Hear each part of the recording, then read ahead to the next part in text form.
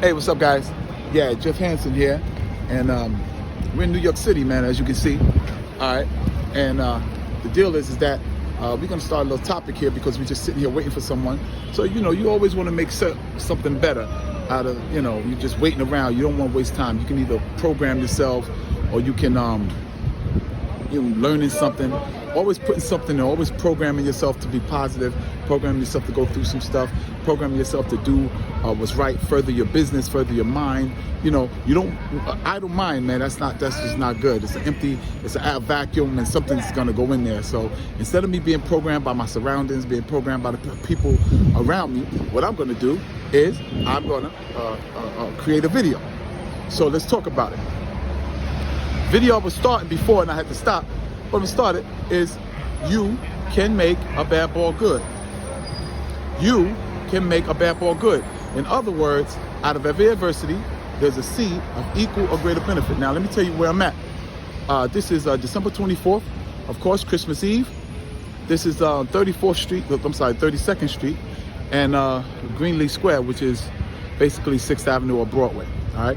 Down in the wholesale district, I'm buying some perfumes and some colognes, because I'm gonna sell them back in Jersey. Waiting for my man to come, and I got different people, around me, and this is, like I said, this is New York City, you know what I'm saying?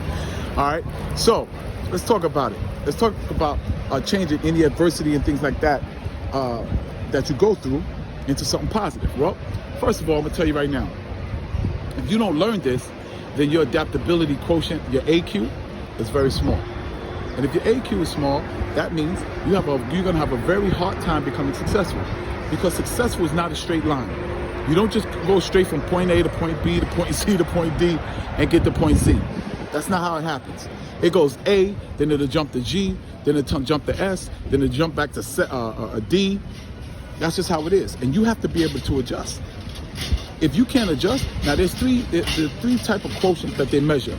They measure IQ, which is intelligent quotient. They measure EQ, which is emotional quotient. And they measure AQ, which is adaptability quotient. Now, what you got to realize is that in success, business, entrepreneurship, or anything like that, AQ is the most powerful indicator of whether you're going to be a success in business or not, because it is your ability to adapt. Now, what kind of is the power source or the most influential thing in your ability to adapt? I can tell you right now, it's going to be your mindset. Do you look at things as a victim, or you look at things as someone that's going to use whatever someone gives them and make it a weapon, going to make it a victory? You see what I'm saying? That's what you have to do. So, and turning adversity around, that's the biggest mindset shift I think I got from sleeping on the streets in this very city to now, having my own penthouse apartment. You see what I'm saying? Why? Because of the fact that I began to understand that no one's going to give you anything, and everyone's dealt different blows in life. And if you become a better person, if you become the best you ever, if you become the type of person that turns lemons into lemonade, then you're going to survive. You're not only going to survive, you're going to thrive, because that's what it's going to take. It's going to take hard work. It's going to take a change of mindset. It's going to take believing. It's going to take taking some risks. But these are the things that happen if you're talking about being successful. And a lot of times, if you're just talking about surviving, you're going to have to do that, because life is not easy. That's one of the biggest things, you have to, I tell people all the time, life is not easy. I tell my kids this. Life is not a cakewalk.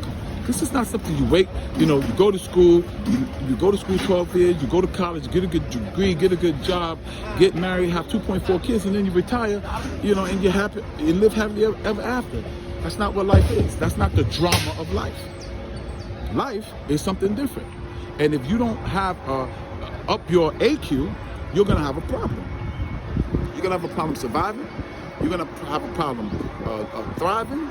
You're gonna have a problem in relationships. You're gonna have a problem with business, everything else.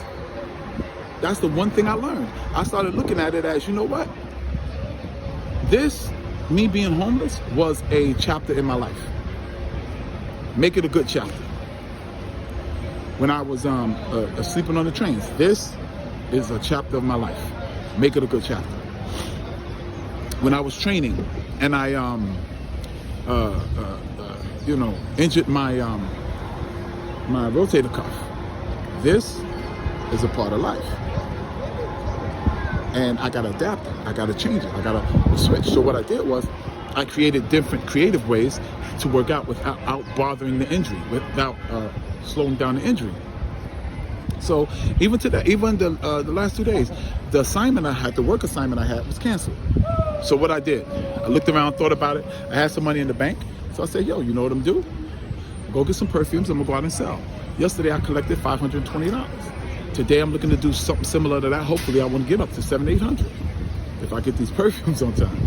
So that's what you want to do. You want to change your mindset so it takes every adversity and looks for the greater.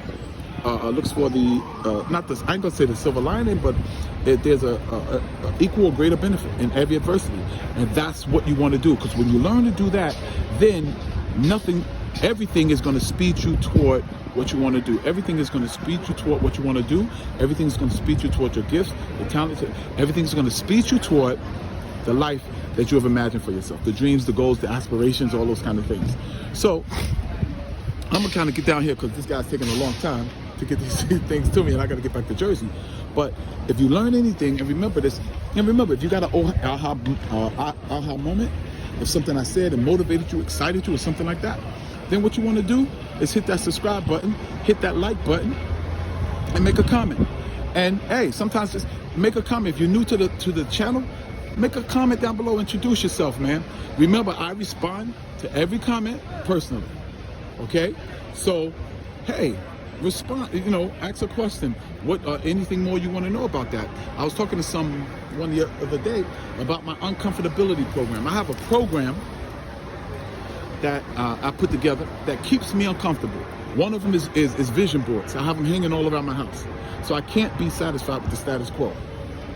2, I have pictures of the way I will look if I continue to work out. That makes me uncomfortable with the status quo. So I continue to have those pictures hanging around my house. I have my dreams and my goals set up, wrote them out. Do you know that you're 97% more probably the probability of you completing your goals are 94% more positive that you'll complete them if you write them down. So write them down.